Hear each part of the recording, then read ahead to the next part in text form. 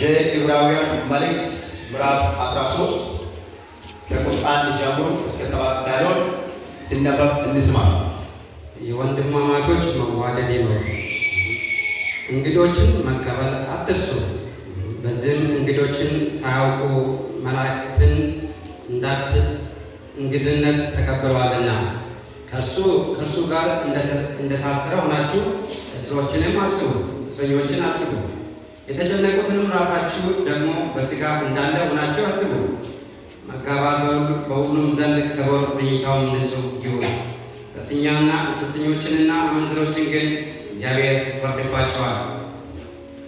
አካሄዳቸው ገንዘብ ያለ መውደድ ይሁን። ያላችሁ ይብቃችሁ። እርሱ ራሱ አላለቅህም ከቶም አልተውም ብሏልና፣ አልለቅህም ከቶም አልተውም ብሏልና። ስለዚህ በድፍረት ጌታ ይረዳኛልና አልፈራም፣ ሰው ምን ያደርገኛል እንላለን። እግዚአብሔር ቃል የተናገራችሁን ዋኖቻችሁን አስቡ። ኑሯችሁንም ፍሬ እየተመለከታችሁ በእምነታችሁን ምስሏቸው። ኢየሱስ ክርስቶስ ትናንትና ዛሬ እስከ ለዘላለም ያው ነው። አሜን። ክብር ለኢየሱስ ይሁን። አሜን። ቁጥር 7 ላይ ያለውን ርዕስ አድርጌ ወስጃለሁ። ዛሬ አብረን የምንመለከተው የእግዚአብሔር ቃል የተናገራችሁትን አስቡ በሚለው ላይ ጥቂት እናያለን። ኢየሱስ ክርስቶስ ጌታ ከላይ ከቁጥር 1 ጀምሮ እስከ 6 ብዙ ነገሮች እየተነገረ በኋላ የእግዚአብሔር ቃል ቁጥር 7 ላይ ምንድነው አለ? የእግዚአብሔር ቃል የተናገራችሁትን ይላሉ አስቡ ብሎ ይለመድማል። ኢየሱስ ክርስቶስ ጌታ። እስቲ እግዚአብሔር ለኛ የተናገረ ነገር ምንድነው? እስቲ የሆነ ነገር በሕይወታችን ከመሆኑ በፊት ወይ ደግሞ የሆነ ነገር ሳያጋጥምን በፊት እግዚአብሔር በቃሎቹ ለኛ ያወራው ነገር ምንድነው? ብዙ ጊዜ የምንተላለፈው ብዙ ጊዜ እግዚአብሔር እኔን አላሰብም እንዴ ወይስ እኔን አይም ብለን የተሳሳተ ምልሽ ከእግዚአብሔር ጋር የምናደርገው እግዚአብሔር ለኛ የተናገረው ነገር አንዳንድ ጊዜ ሰይጣን ይመጣና ምን አደረጋል? ያስነሳል። ብዙ ትንቢት ብዙ ቃል ኪዳን እያለ መጥቶ ያስነሳል። ዛሬ ቆም ብለን እናስብ። እግዚአብሔር ምንድነው የተናገረ? በቃሎቹ ስም እግዚአብሔር ምንድነው ተናገረ? እግዚአብሔር የተናገረው አስቡ። ምክንያቱም የእግዚአብሔር ቃል ራሱ ምንድነው? እግዚአብሔር ነው። ዮሐንስ ወንጌል ምዕራፍ 1 ላይ ሄዳችሁ ስታነቡት በመጀመሪያ ምን ነበር ይላል? ሁሉ ሰው ይናገር። በመጀመሪያ ምን ነበረ? ይህ ቃል ደግሞ በማን ዘንድ ነበረ? በእግዚአብሔር ዘንድ ነበረ። እርሱ ራሱ ምን ነበር ይላል? ኢየሱስ ክርስቶስ ጌታ። ስለዚህ እግዚአብሔር በቃሎቹ ምንድነው ያወራው? ምንድነው የተናገረ? አንተ አሁን ያለክበት መንገድ ከመምጣቱ በፊት እግዚአብሔር ምንድነው ያወራው? በሁሉም ጎን እንመልከት። ያጋጠመ መልካም ነገር ይሁን ክፉ ነገር ይሁን ከሁለቱም በፊት እግዚአብሔር ምንድነው ያወራው? ኢየሱስ ክርስቶስ ጌታ። እግዚአብሔር ያወራችሁን የምታስቡ ከሆነ እግዚአብሔር አምላክ የተናገራችሁን የምታስቡ ከሆነ ከፊት ለፊታችሁ የሚቆመው ተራራ ቀላል ሜዳ ይሆናል። ኢየሱስ ክርስቶስ ጌታ። ሃሌሉያ። ፈተና ወጀብ ሊበዛ ይችላል። ነገር ግን እግዚአብሔር ቀድሞ ምንድነው አለ? እግዚአብሔር ቀድሞ ምንድነው የተናገረው? ጌታ ኢየሱስ ክርስቶስ ከዕለታት አንድ ቀን ደቀ መዛሙርቱን እንደዛ አለ፣ ወደ ማዶ ተሻገሩ አለ። ማን አለ? ከኔ ጋር ልታወሩ እፈልጋለሁ ዛሬ። ማን አለ? ኢየሱስ ምን አላቸው? ወደ ማዶ ተሻገሩ። ያዘዛቸው ስልጣን ያለው ሁሉ ነገር ማስተካከል የሚችል የሚመጣባቸው ፈተና እዛ እነሱ ጋር ሳይቀር ከሩቁ መመለስ የሚችል ቀድሞ መመልከት የሚችል ንጉሥ ነው። ወደ ማዶ ያልኩ ተሻገሩ። ኢየሱስ ክርስቶስ ጌታ። እስቲ ወደ ማዶ ብሎ ወደ ማዶ ካለ በኋላ እሱ ግን ወደ ያቀረበ አብራቸው አይደለም ቀረ። ከዛ በኋላ በቋንቋቸው ወደ ማዶ ይሄዱ እያሉ ድንገት ግን በመሃል ላይ ያጋጠማቸው መከራ አለ። ከመከራ በፊት ግን ምንድነው ሰሙት? ወደ ማዶ ተሻገሩ። ከሌላ ወደ ማዶ ምን አለ? ተሻገሩ። ከመከራ በፊት ነው በኋላ? በፊት ነው። ወጀቡ ሳይመጣ ማይበሉ ሳይነሳ ወደ ግን ወደ ማዶ ተሻገሩ። ግን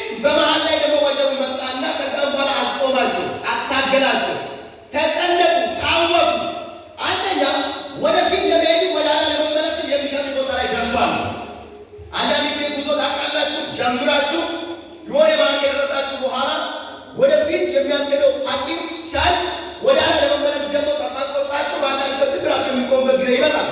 ይሄ ማንንም ሊያጋጥም ይችላል። ይሄ ሊያጋጥም የክርስቲያን ካለ ዛሬ በጣም ረባ አዳም እና እነዚህ ሰዎች ሰው ቢጣሩ ማንም አይደርስላቸው። እዛ አካባቢ ላይ ሰው ያለበት ምክንያቱም እነሱ ሄዱበት ያለ በኋላ በተግባር በጣም የተጓዟል። ስለዚህ ወደፊት ለመሄድ ወደ ኋላ ለመመለስ ግራ ገባቸው። ባሉበት ተጨንቆ በአውሎ በኒፋሱ በጣም እነሱ ግራ በተጋቡበት ሳለ ወደ ማዶ ሂዱ ያላቸው ጌታ ከወጀቡ በፊት የተናገራቸው ጌታ ድንገት በውሃ ላይ እየተራመደ ይመጣል። አሜን። ለምን አሜን አትሉ? አሜን። ድንገት እሱ እየተራመደ ሲመጣ መጀመሪያውኑ እነሱ ያሉበት ሁኔታ ፍርሃት ውስጥ ነው። ፍርሃት ውስጥ ሆኖ መጠን ነገር ማይዘው ይከብዳል። አይገብም። ፍርሃት ውስጥ ሆኖ ኢየሱስን ሲመለከቱ ኢየሱስን እንደ ኢየሱስ ሳይሆን ሚዳን መጣብን። ልክ ሚዳን ነው ብሎ እየተጨነቁ ያሉ ኢየሱስ ደግሞ ፍርሃታቸውን አየና እኔ ነኝ አትፍሩ። ምን አለ? እኔ ነኝ አትፍሩ። ከዛ ጴጥሮስ ጌታ ሆይ አንተ ከሆነ ውሃ ላይ ወደ አንተ ትመጣለህ ይዘዘኝ። ኢየሱስ ክርስቶስ ጌታ ያስተገረኝ ማይመላ ተራምቴ ወደ አንተ እንዲመጣ ምን አድርጌ ይዘዘኝ። ቅድም አንተ በሌለበት ሲቃይ ያሳየን ፋቴ ጎድ ባለበት ያስተገረኝ ውሃ ላይ ማራራት ይፈልጋሉ። ስለዚህ ይዘዘኝ።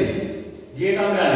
ና ዛሬ ለአንተ ማለት ይሁን ካፋሉ ጌታ ከአንተ ጋር ካለ ያስተገረ ነገር ላይ እየተራመድክ ነው።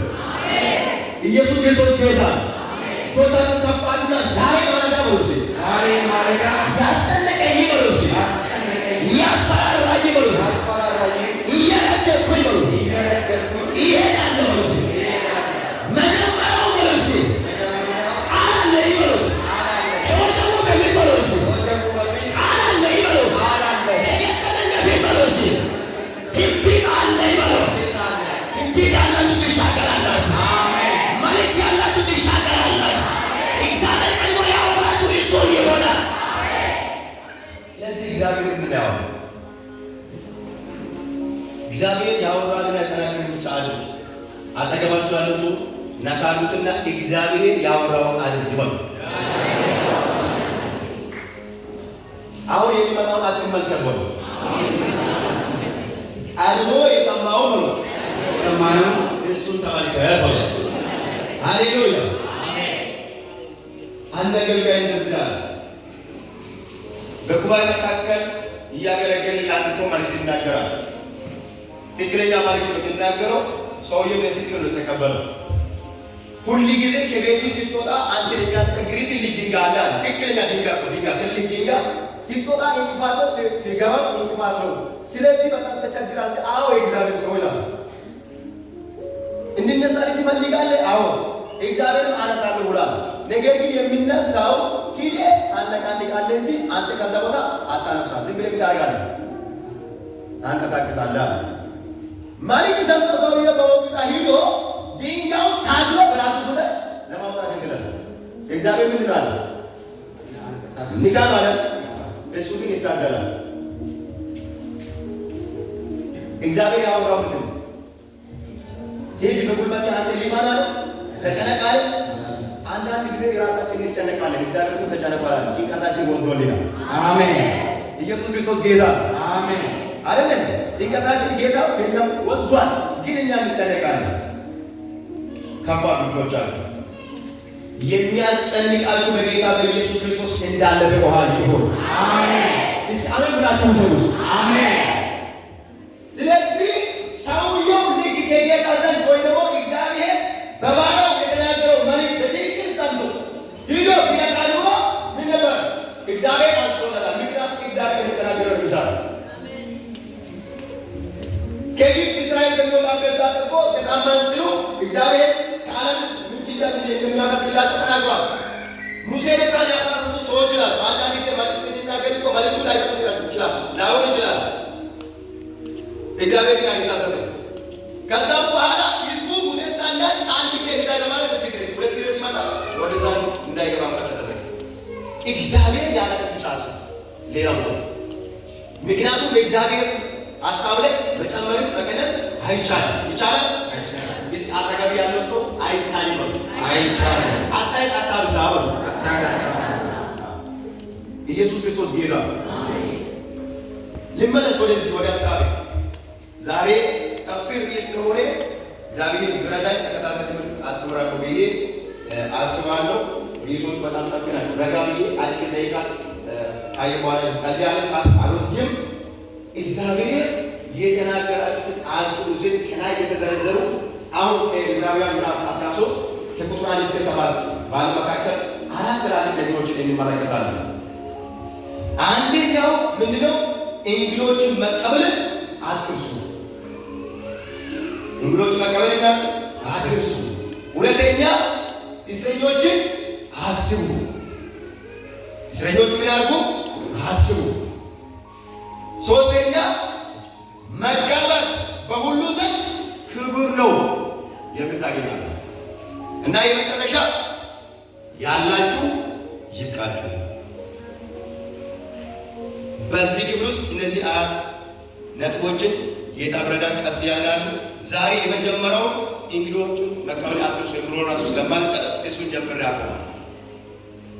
እግዚአብሔር አምላክ እነዚህ ታላላቅ ነገሮችን ከዘረዘረ በኋላ እንግዶች መቀበሎችን አትርሱ፣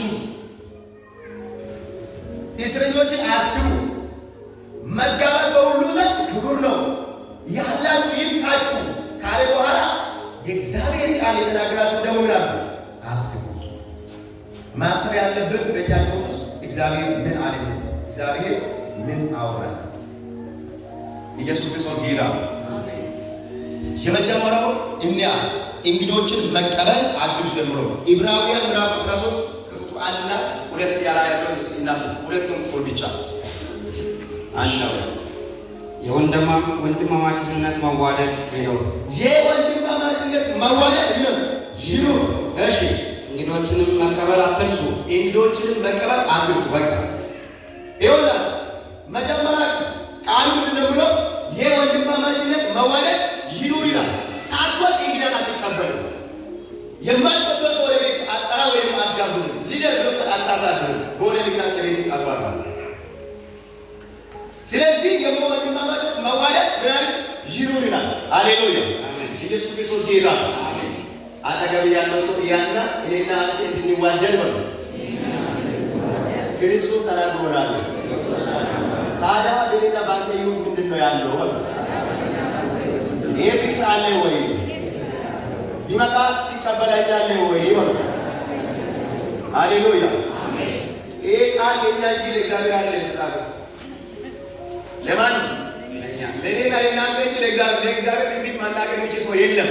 እኔም ለእናንተ ትንቢት የምናገረው እናንተ ሳገለግል ግን ማንን አገለግላለሁ? እግዚአብሔርን አገለግላለሁ። ስለዚህ የወንድማማቾች ምን መዋደድ ይኑር። ከዛ እንግዶችን መቀበል ደግሞ አትርሱ። ለምሳሌ እኔ ወንድሜ ለኪሳ ጋር በእንግድነት ብሄድ ለእኔ ፍቅር ከሌለው እንደው በሁሉም ሰዎች ምን ይላሉ? ወይ ደግሞ እንዴት እመልሳለሁ ክፋት እንዴት ገልጣለሁ ብሎ ሊያሳድረኝ ይችላል። ፍቅር ከሌለኝ ካንተ እንዳላሳድረኝ ነው የሚቆጠሩ። ታረጋለህ ብያለሁ። ለምሳሌ ኢየሱስ ክርስቶስ ጌታ። ስለዚህ ወንድማችሁ ሳትወዱ አጠገባችሁ ያለው ሰው በእግዚአብሔር አምሳል የተፈጠረው ከማይጠፋ ዘር የተወለደው ያን የክርስቶስ ደም የፈሰሰለትን ሰው ሳትወዱ በእንግድነት ልትቀበሏችሁ። ስለዚህ የወንድማማች መዋደድ ይኑር። ከዛ እንግዳ መቀበል ደግሞ አትርሱ እያለ ይናገራል። ኢየሱስ ክርስቶስ ጌታ። ሃሌሉያ! ምክንያቱም እንዴት ነው ጌታ ኢየሱስ ክርስቶስ እኮ ብሏል እናለ ወደፊት አልጠየቃችሁም ብሎ ሰዎች ነበር። ታስሬ ታምሜ አርዤ እንዲሁኝ አልጠየቃችሁም፣ ደግሞ አላበላችሁም፣ አላጠጣችሁም። እነሱ ግን ምንድን ነው? የት ነው አንተ ታስረኛ አልጠየቅኝ አለ። መቼ ታምሜ ነው ያልጠየቅኝ? መቼ ተርቤ ነው ያላበላኝ? መቼ ተጠምቴ ነው እኛ ውሃ ያልሰጠኝ ብሎ ጥያቄ ጠይቃል። ጌታ ምንድን ነው አለ? ያ አንተ ጋር ያለው ያ መከረኛው ችግረኛው አልጠየቅም፣ ወይ ደግሞ አጠገብ ያለው ጎረቤት ያለው አልጠየቅም። ኢየሱስ ክርስቶስ ጌታ። ስለዚህ ምናልባት ጌታን የት አግኝተን ነው እና የምናበላው? እንደው ኢየሱስ ወደ እኔ መጥቶም በግራሱ ባንለት የምትሉ ሰዎች አጠገብ ያለው ሰውዬ ጥሩ ሸው ይችላል። ክርስቶስ ጌታ ሃሌሉያ። እጆቻችሁን ከፍ አድርጉና ክርስቶስ በሉ እስኪ ፍቅር ነው እየተናገረን በሉ እስኪ ቢቻላችሁ ከሰው ሁሉ ጋር በፍቅር ኑሩ። እስኪ ተብያለሁ ያው ባልና ሚስት አሁን ዛሬ በዚህ አልስማማ ተለያዩና ተብያለሁ ተብሌና ሰው ተብያለሁ በሉ ተብያለሁ። ይሄ የግል ነው የጋራ ነው። ኢየሱስ ክርስቶስ ጌታ ነው ለእያንዳንዳቸው የተባለ በመጽሐፍ ቅዱሳችን በብሉይ ኪዳን ሆነ በአዲስ ኪዳን እንግዶችን እንደምንቀበል መጽሐፍ ቅዱስ ያዝራል። በአዲስ ኪዳን ተናግሯል። በብሉይ ኪዳን እግዚአብሔር ለሕዝቡ ተናግሯል። ምን አድርጉ? እንግዳ ተቀበሉ፣ በቤታችሁ አሳርፉ ብሎ መጽሐፍ ቅዱስ ይናገራል።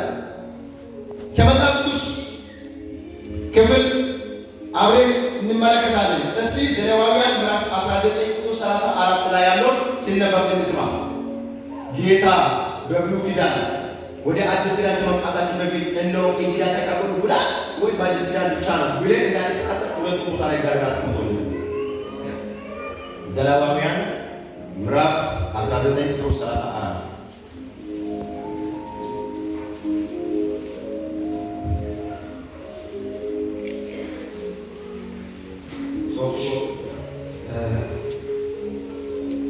እናንተ በግብፅ ምድር እንግዶች ነበራችሁና እናንተ በግብፅ ምድር ምን ነበራችሁ? እንግዶች ነበራችሁና ከእናንተ ጋር የሚቀመጥ እንግዳ እንደ አገር ልጅ ይሁንላችሁ። እናንተ ጋር የሚቀመጥ እንግዳ እንደ አገር ልጅ ይሁንላችሁ አለ። እሺ እርሱም እንደ ራሴ ውደድ፣ እርሱንም እንደ ራሴ ውደድ፣ እኔ እግዚአብሔር ነኝ። ያስ የተናገረው ማለት እግዚአብሔር እኔ እግዚአብሔር ነኝ ብሎ ነው በራሱ ብሎ እግዚአብሔር ተናገራል። ስለዚህ እናንተ ራሱ ወደ ግብፅ በገባችሁ ጊዜ ለእስራኤል ነው እግዚአብሔር ተናገራል። ወደ ግብፅ በገባችሁ ጊዜ በእንግድነት ለተቀመጣችሁ ግብፃውያን እናንተን እንደ እንግዳ ተቀብሎ እንደ ልጅ ጀምዳገር ልጅ ደግሞ እናንተን አስቀምጧል። ነገር ግን መከራ ቢበዛባቸው እንዲኖሩ ተፈቅዶላቸው ምድራቸው ላይ ቼክ ቢበዛ ነገር ግን እናንተ ደግሞ ሰው እንደዚህ በዚህ ሁኔታ በሚመጣበት ሰዓት ላይ እንግዳ ምን አድርጉ? ተቀበሉት። የሚመጣ ሰው እንደ ሀገር ልጅ ይሆንላችሁ፣ ውደዱት፣ እንደ ራሱ ደግሞ ምን አለ? ውደደው፣ እኔ እግዚአብሔር ነኝ ብሎ ይናገራል። ክብር ለኢየሱስ ይሁን።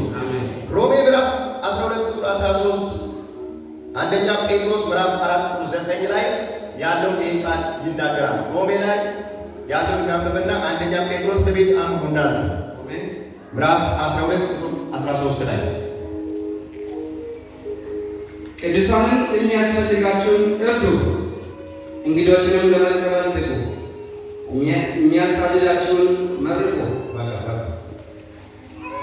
ቅዱሳንን ምን ለማለት የሚያስፈልጋቸውን እርዱ፣ እንግዶችን በመቀበል ደግሞ ትጉ። ይሄ በአዲስ ኪዳን ነው። ስለዚህ በብሉይ ኪዳንም በአዲስ ኪዳንም እንግዳን ተቀበሉ ተብሎ ተጽፏል። አጠገብ ያለውን ሰው በግራ በቀኝ ንገረው። በብሉይ ኪዳንም በሉ በአዲስ ኪዳንም እንዲህ ተብሎ ተጽፏል። እንግዳን ተቀበል። አሁን ግን መውጫ የለም። የት እንጂ በዛኛ ነው ብለን እንዳን በዛ ቀረቆ እንዳንል እዚህ ማለት እዚህ ብቻ ነው እንዳንል እዛ ማለት ኢየሱስ ክርስቶስ ጌታ። ስለዚህ እንግዳ መቀበል እንዳለብን አንደኛ ጴጥሮስ ላይ ያለው ምዕራፍ 4 ቁጥር 9 እናንተ በቤታችሁ አምኑ። ከመጽሐፍ ቅዱስ በጣም እንግዳን በመቀበል የሚታወቁ ብዙ ሰዎች አሉ። ከነዛ መካከል አንድ ሰው እንዳንሳላችሁ አብርሃምን እንመልከት። ዘፍጥረት ምዕራፍ 18 ከ1 እስከ 8 ያለው ቃል አዘጋጅ ሚኒስትር አብርሃም በሕይወቱ ውስጥ የኖረ በድንኳን ነው። ሁል ጊዜ መላእክቶቹ ሰው መስሎ ወደ እሱ ይመጣሉ። ቅድም ሲነበብ አንዳንድ ሰዎች መላእክቶችን እንደ ሰው አድርገው ሊገለጥ ይመረዷል። ተቀብሏል አይደል? ሳናቅ እኮ ጌታ ራሱ እንግዳ ሆኖ ወደኛ ሊመጣ ይችላል፣ ሰው መስሎ። በዚህ ዘመን የሚመጣው ነገር በመንፈሳዊ ዓለም ላይ መርምሮ ሁሉም ተቀበል እያልኩ አይደለም። ነገር ግን በእግዚአብሔር መንፈስ ሁሉ ነገር ፈትሽ፣ መርምር። ምክንያቱም ክርስቶስ ጌታ።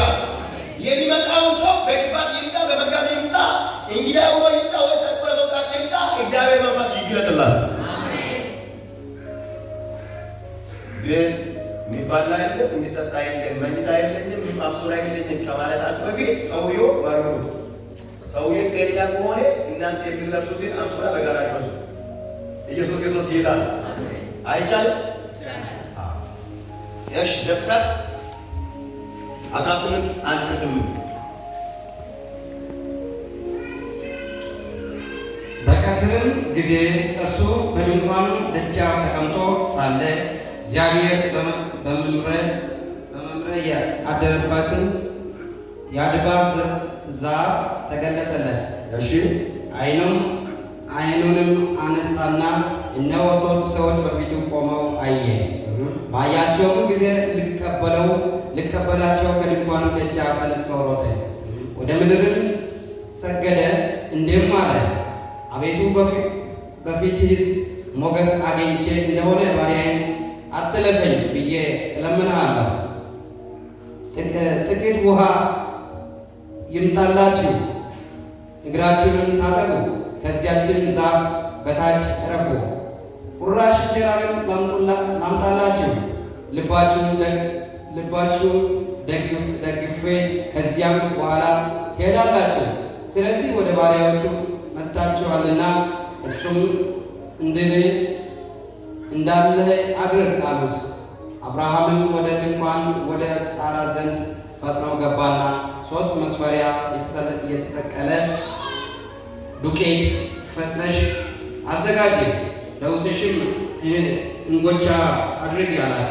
ክብር ለኢየሱስ ይሁን። ሉቃስ 7:44-47 ያለውን አዘጋጅ። እዚህ ጋር አብርሃም ደጅ ላይ ቁጭ ብሎ ባለበት ከሩቁ ስንት ሰዎችን ተመለከተ ይላል? 3 ሰዎችን ተመለከተ ይላል። ከዛም በኋላ ፈጥኖ ተነሳና እባካችሁ አባቶቼ ሆይ አለ እኔ እንድታልፉ እለምናችኋለሁ አለ። በሚገርማችሁ ሁኔታ አብርሃም እንግዶቹ ከጋበዘ በኋላ ወደ ቤቱ ከጠራ በኋላ ወደ ድንኳን ገብቶ ከሳራ ጋር ለእነሱ መዘጋጀት ያለበት ነገር እንድትዘጋጅ አደረገ። ራሱ ግን ወደ ውጭ ሩጦ የሰባውን ጥጃ አመጥቶ አረደላቸው፣ ወደ ሰጣቸው ይላል። በመደበኛ ትርጉም ቁርጎ ይላል። ቁርጎ ደስ ይላል። አንተ ሰው ሲታስተናግድ እግዚአብሔር እኮ ያስተናግዳል። የሚቆርቁርን አይሰጥም ኢየሱስ። ከዛም በኋላ አስተናገዳቸው። ሰዎቹ ሁሉ ነገር ባጡ ከጠጡ በኋላ ምስክሪ ወዴት አለች ጥያቄ ለካ ለመብላት ሳይሆን ሰውዬ ለመርዳት የመጡ ሰዎች ናቸው። እንግዳ መስሎ መጡ እንጂ በቤት ላለው ጥያቄ ለመመለስ የመጡ ሰዎች ናቸው። ከዛም በኋላ አለች የዛሬ ዓመት እንደዛ ወጣ ተመልሰን እናደርጋለን እንመጣለን ወጣቸው ሙና ምስኪን ሳራ ወንድ ልጅ እናደርጋለን ትወልዳለች አለ። ሳራ እዛ ውስጥ ሆነ ሰማችና ሳቀች። እነሱ ይሄ ተናግረው ሄዱና ያኔ እነሱ ሲናገሩ አብርሃም የምን ችግር ነበርበት? ወይስ ተናገሩ የምን ጥያቄ ነበር ያለ? የልጅ ጥያቄ አለ። ሰዎቹ ግን እንደ እንግዳ ወጡት እንጂ ልጅ ይሰጣል ብሎ ነው የመጡት። ዛሬ አመጣጣ ይታወቅ ወደ አንተ የሚመጣው ወይ አንተ ተቸገርክበትን ምዕራፍ ሊያስተካክልልኝ ወይ ላግዝ ወይ ከጎን ሊቆም ሊመጣ ይችላል። ስለዚህ እንግዳ ተቀበሉ። ሉቃስ ምዕራፍ 7:44-47 ያለው በጣም አስገራሚ ነገር እንዳለ ወደ ሴቲቱም ዘወር ብሎ ስምዖን እንዲህ አለ፣ ይህችን ሴት ታያለህን? እኔ ወደ ቤቴ ገባሁ፣ ዋስ እንኳን ለእግሬ አላቀረብክልኝም። እርሷ ግን በእንባዋ እግሬን አራሰች፣ በፀጉሯም አጠበች፣ አበሰች። አንተ አልሳምከኝም። እርሷ ግን ከገባሁ ጀምሮ እግሬን ከመሳም አላቋረጠችም። አንተ ራሴን ዘይት አልቀባኸኝም። እርሷ ግን እግሬን ሽቶ ቀባች። ስለዚህ እልሃለሁ እጅግ ወዳለችና ብዙ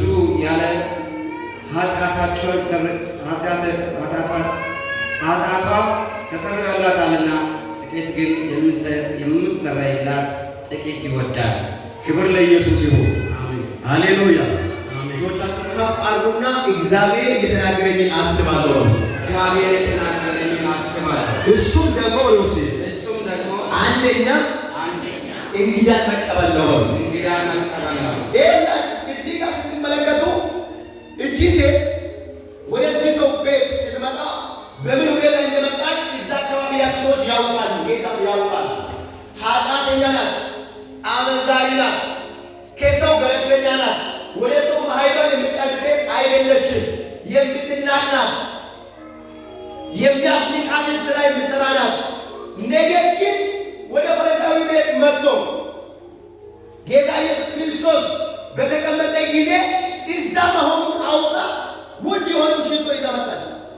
አባት ወስራ ከፍላት አምቡ ይዛ መጣችና ከፍታ በአናቱ ላይ ያደረገ አፈሰሰችው፣ ቀባችው።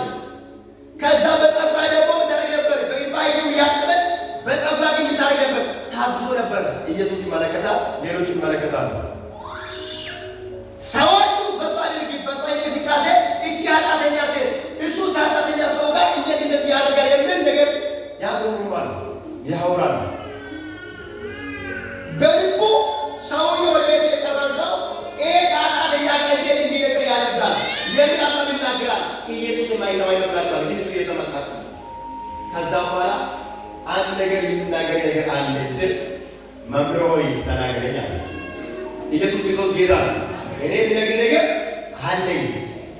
በምሳሌ ጀመረ። ሁለት ሰዎች ብድር ቢበደሩ አንደኛው 500 ድርሃም ከዛ 100 ቢበደር የትኛው ነው ብድሩ ትልቅ አለ? ባለ 500 ትልቅ ነው አለ። 100 ደግሞ ምንድን ነው? ትንሽ ነው። ነገር ግን አለ አበዳሪ ለተበዳሪ ትልቁን ድርሻ ቢተውለት ማናቸው ነው ደስ ብሎ ስል ትልቁ ወሰደ ሰው ይሄዳል። ምክንያቱም ትልቁ ቢለው ተከፍሎለታል ማለት አለ። ከፋ ወጣቸው ትልቁ ኢዳችን ኢየሱስ ክርስቶስ ከፍሎልናል። አሜን። ከፋ ትልቁ ኢዳ ትልቁ ሻቅ ኢየሱስ ከፍሎልናል። ሃሌሉያ። አሁን ትንቢት እናገራለሁ። የትላንትና ኃጢአት አይደለም። አሁን በማንተ እጅ ያለው ኢዳ ኢየሱስ ከፍሎታል። እዚህ ተከፈለልኝ ብሎስ ከዛ በኋላ ኢየሱስ እንደዚህ ብሎ ናቀፈው። እኔ ከገባው ጊዜ ጀምሮ ለእግሬ እንኳን ውሃ አላጣበርከኝም፣ አልሰጠኝም፣ እግሬ አላጠብከኝም፣ አልሳምከኝም፣ ምንም አላረግም። እሷ ከገባች ጊዜ ጀምሮ ግን ይሄ እያደረገ ትልቁ ኃጢአት አድርጓል፣ ተሰርቶለታል። ኢየሱስ ክርስቶስ ጌታ ትልቁ ኃጢአት ተሰርቶለታል። አያችሁ እንግዳ ስንቀበል እዚህ ጋር ማድረግ አለብን በጣም ያሳይ ነው። ስለዚህ ስለ እንግዳ ላይ አውራናል። እንግዳ ወደ ቤታችን ከመጣ ወይ ደግሞ ወደ እኛ ከመጣ እስኪሄድ ድረስ ባለቤቱ የእርሱ ኃላፊ ነው የሚሆነው። ኢየሱስ ክርስቶስ ጌታ አጠገባችሁ ያለው ሰው እያያችሁ እንዲበሉት አንድ እንግዳ ወደ ቤት ከመጣ በሉ ኃላፊነት እንዳሰጠው በሉ የእሱ ኃላፊ አንተ ነህ በሉ። ኃላፊ ከሆነማ ያዛል። ኢየሱስ ክርስቶስ ጌታ አንተ ፈቀደ። እስቲ አንተ ፈቀደ በሉ። እንግዳ ወዳችሁ ሰው ቤት ሄዳችሁ እንደ ባለቤት እንደምትወስዱ ተጠንቀቁ። ወዲዋል ኢየሱስ ክርስቶስ ጌታ የተሰጠን ይቀበላል። አሪ ደባል ከጉዳይ ነው ኃላፊ ባለቤቱ ኢየሱስ ክርስቶስ ጌታ። አሁን እኛ በዚህ ቦታ ላይ እንግዳ ነን። የኛ ኃላፊ አለ የለም? የዚህ ቤተሰብ ኃላፊ አለ። ስለዚህ ረጋ ብለን እዚህ መቀመጥ ያስፈልጋል። ስለዚህ ኃላፊው ሰውየው ወደ ቤት ውስጥ ድረስ ለዛ ሰው ባለቤቱ ምንድን ነው? ኃላፊ ነው። የሚያስፈልገውን ነገር የሚያቀርብለት ማን ነው?